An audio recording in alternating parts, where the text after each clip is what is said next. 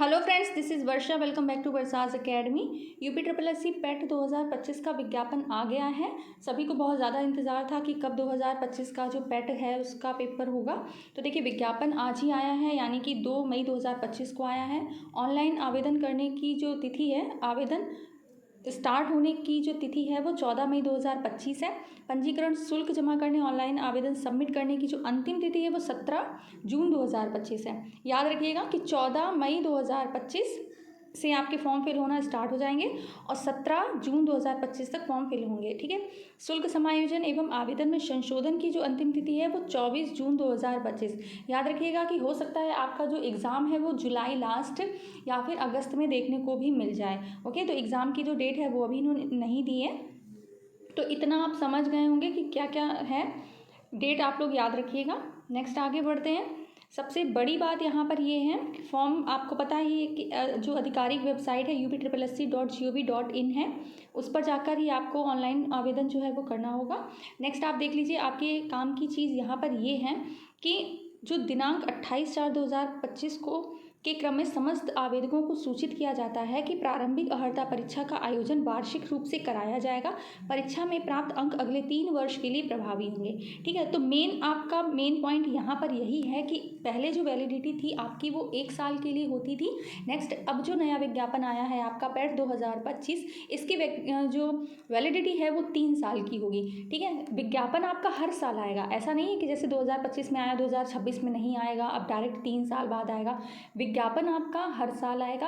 आप अपना highest score करिए और जो भी वैकेंसी आती है वो अपने हाईएस्ट स्कोर के बेस पर आप उसको फिल कर सकते हैं। ठीक है, मान लीजिए आपके 2025 में कम मार्क्स आ गए, 2026 में आपके अच्छे मार्क्स आ गए।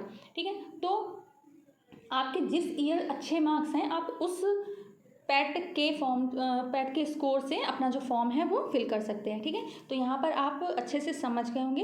एंड ये भी इन्होंने कहा है कि अगर आवेदकों की संख्या ज़्यादा होती है तो फिर वो एक या एक से ज़्यादा शिफ्ट में एग्ज़ाम को करा सकते हैं और फिर वही आपका नॉर्मलाइजेशन का जो फंडा ये लोग अपनाते हैं वो आपका होगा।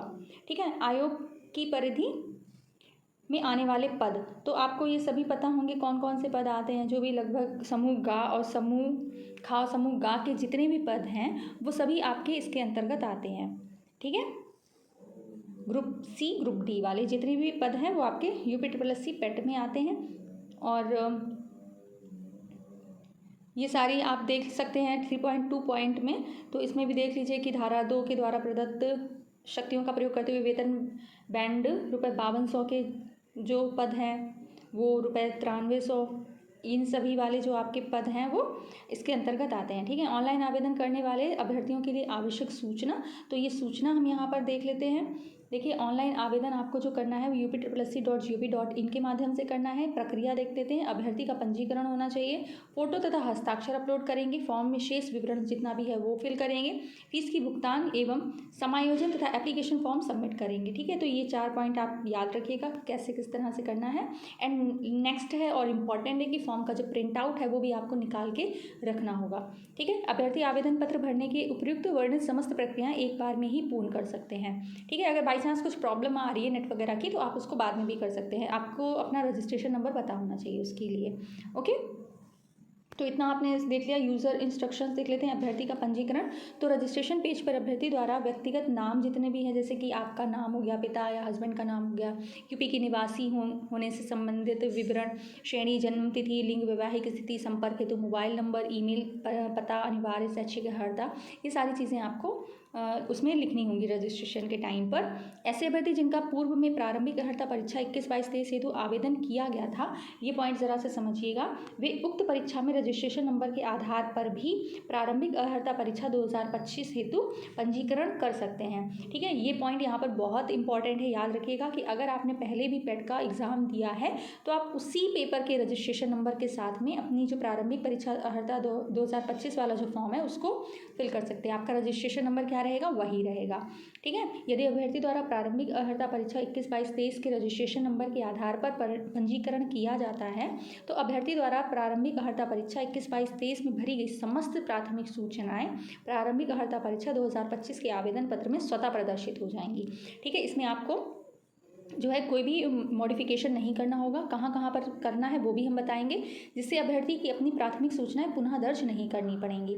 ऐसे अभ्यर्थियों को अपना रंगीन फोटोग्राफ जो पिछले 6 माह के भीतर में लिया गया हो व नमूना हस्ताक्षर की स्कैन प्रति पुनः अपलोड करनी होगी। ठीक है, याद रखिएगा कि आपको आपका जो प्राथमिक चीज़ें हैं, जैसे कि आपका नाम हो गया, निवासी हैं या नहीं, जन्म तिथि, लिंग वगैरह, ये सारी चीज़ें आपको नहीं फिल करनी होंगी। लेकिन आपकी जो फ़ोटो है, ठीक है, रंगीन जो फ़ोटो है वो 6 महीने पुरानी, 6 महीने से ज़्यादा पुरानी ना हो। ठीक है, तो वो फ़ोटो आपको, और जो आपके हस्ताक्षर हैं, आपके सिग्नेचर हैं, वो आपको दोबारा से अपलोड करने होंगे। ठीक है, तो इतना आप ये वाला इंपॉर्टेंट पॉइंट है वो समझ गए होंगे। नेक्स्ट है, अभ्यर्थी द्वारा उपयुक्त सूचनाएं अंकित करने के पश्चात पेज पर नीचे की ओर एंटर वेरिफिकेशन, ये सब तो आपको पता ही है, रजिस्ट्रेशन स्लिप आप लोग रख लेंगे एंड प्रिंट ज़रूर करके रखिएगा।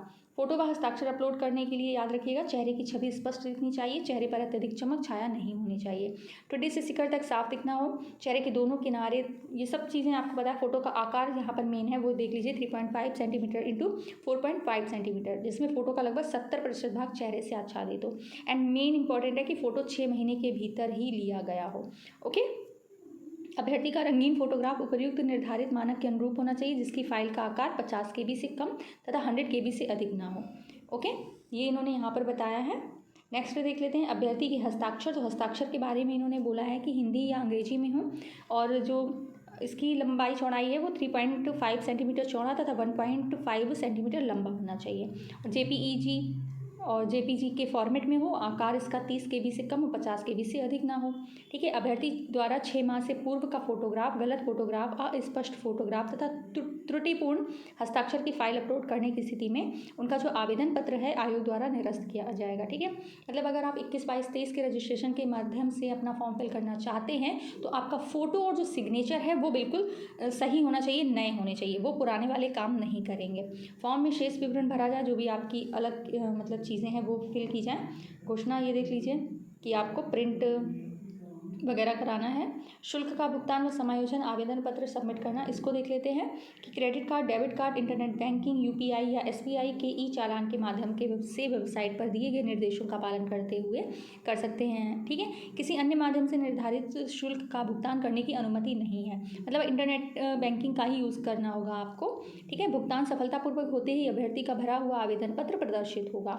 ठीक है, नेक्स्ट आप देख लीजिएगा, प्रारंभिक अर्हता परीक्षा के रजिस्ट्रेशन नंबर का प्रयोग करते हुए आयोग की वेबसाइट, होम पेज या एप्लीकेंट सेगमेंट के अंतर्गत दिए गए विकल्प update your transaction ID by double verification पर जाकर लॉगिन करें एवं वेरीफाई ट्रांजैक्शन ID, ये सारी चीज़ें आप लोग कर लीजिएगा। ठीक है, तो मेन आपने ये देख लिया, मेन आपका यही था कि इसकी वैलिडिटी जो है वो अब 3 साल हो गई है। ओके, और किस तरह से फॉर्म फिल करना है ये सारी जानकारी तो आपको पता ही है। अगर कोई भी दिक्कत आती है तो फिर आप लोग पूछ लीजिएगा। आवेदन शुल्क देख लेते हैं, तो जो रिजर्व कैटेगरी हैं यानी कि जनरल में आते हैं, उनका आवेदन शुल्क 160 है, ऑनलाइन प्रोसेसिंग शुल्क 25 है, यानी कि टोटल 185 है। इसी तरह जो पिछड़ा वर्ग है यानी कि OBC कैटेगरी के लिए भी 185 है, अनुसूचित जाति के लिए 95 है, अनुसूचित जनजाति के लिए 95 है, और जो दिव्यांगजन हेतु हैं उनके लिए ओनली 25 रुपीज़ है। ओके, स्वतंत्रता संग्राम सेनानी के आश्रित भूतपूर्व सैनिकों, उत्कृष्ट खिलाड़ी एवं महिला अभ्यर्थियों को क्रमांक 1 से 4 तक उल्लिखित उनकी मूल श्रेणी के अनुसार ही शुल्क देय होगा। ठीक है, मतलब जो भी महिला कैंडिडेट है या स्वतंत्रता संग्राम सेनानी है या भूतपूर्व सैनिक है, तो अगर वो OBC के हैं तो OBC के अकॉर्डिंग उनकी फ़ीस डिपॉजिट होगी, और अगर जनरल कैटेगरी के हैं तो जनरल कैटेगरी के ही अंतर्गत उनकी फ़ीस डिपॉजिट होगी, उसमें कोई भी आपका छूट वगैरह नहीं है। ठीक है, फॉर्म का प्रिंट आउट ये तो आप ले ही लेंगे कि कैसे क्या लेना है। आवेदन पत्र में संशोधन, आपको डेट बता दी थी हमने स्टार्टिंग में ही कि किस डेट तक आप आवेदन पत्र में संशोधन कर सकते हैं। मान लीजिए अगर कोई भी गलती हो जाती है तो 24 जून 2025 तक आप आयोग की वेबसाइट पर जाकर अपना जो आवेदन पत्र में संशोधन है वो कर सकते हैं। यहाँ से आप समझ गए होंगे। नेक्स्ट है शैक्षिक अर्हता। तो देखिए अर्हता बहुत इंपॉर्टेंट है, आप सभी को पता होगा कि हाई स्कूल से ऊपर वाले और 18+ जो स्टूडेंट हैं, कैंडिडेट हैं, वो इस फॉर्म को अप्लाई कर सकते हैं। ठीक है, इन्होंने लिखा है हाई स्कूल अथवा उसके समकक्ष अर्हता धारित करने वाले अभ्यर्थी आवेदन कर सकते हैं। ऐसे सभी अभ्यर्थी जिनके द्वारा आवेदन पत्र सबमिट करने की अंतिम तिथि से पूर्व हाई स्कूल या उसके समकक्ष अर्हता धारित कर ली गई है, वे भी प्रारंभिक परीक्षा हेतु जो आवेदन कर सकते हैं। ठीक है, इतना आपने यहाँ पर समझ लिया। आयु सीमा के बारे में बात करते हैं, तो जो एज है वो 1 जुलाई 2025 को न्यूनतम 18 वर्ष पूरी कर ली गई हो और 40 वर्ष से अधिक आयु प्राप्त ना की हो। ओके, तो इतना आप यहाँ पर भी देख लिया होगा। नेक्स्ट बढ़ते हैं आगे। देखिए और सारी चीज़ें वही हैं। आरक्षण आपको पता ही है कि किस तरह से जो रिजर्वेशन है वो दिया जाता है। परीक्षा आयोजन एवं जो पाठ्यक्रम है उसके बारे में बात करते हैं। लिखित परीक्षा के संबंध में विशेष नोट कि एक से अधिक पालियों में भी आपकी जो परीक्षा है उसको आयोजित किया जा सकता है। परीक्षा का कार्यक्रम जो है वो बाद में वेबसाइट के माध्यम से सूचित कर दिया जाएगा। स्कोर की वैधता आपको पता है कि 3 साल के लिए अब होगा। ये यहाँ पे देखिए इन्होंने लिखा भी है कि वेबसाइट पर अपलोड किए जाने की तिथि से 3 वर्ष तक प्रभावी होगा। मतलब 2 मई, आप समझ गए ना, 2 मई 2025 से लेकर आपका 2 मई 2003 साल मतलब 28। ठीक है। अभ्यर्थियों हेतु महत्वपूर्ण अनुदेश कि उत्तर प्रदेश से आरक्षित श्रेणी के सभी आवेदन में अपनी श्रेणी अवश्य अंकित करें। मतलब आप जनरल कैटेगरी के हैं तो जनरल लिखिए, ओबीसी के हैं तो ओबीसी लिखिए। ठीक है। अभ्यर्थी के अहर्य या अनहर्य होने के संबंध में आयोग का निर्णय अंतिम होगा। हाई स्कूल व समकक्ष उत्तीर्ण परीक्षा के प्रमाण पत्र की अंकित जन्मतिथि ही मान्य होगी। आयु एवं शैक्षिक योग्यता की पुष्टि अंक पत्र, प्रमाण पत्र, उपाधि की स्वप्रमाणित प्रति मांगे जाने पर प्रस्तुत करना होगा। ठीक है। तो ये सारी चीज़ें आपको पता ही होंगी। नेक्स्ट बात करते हैं सिलेबस की। तो सिलेबस देखिए आपका सेम वही है, कोई भी चेंजेस नहीं है। प्रश्नों की संख्या 100 ही रहेगी। अवधि जो है, टाइमिंग जो है वो 2 घंटा रहेगी। और आपका जो पेपर है वो टोटल 100 मार्क्स का होगा, यानी कि एक क्वेश्चन आपका 1 नंबर का। कोई चेंजेस नहीं दिख रहा है अभी।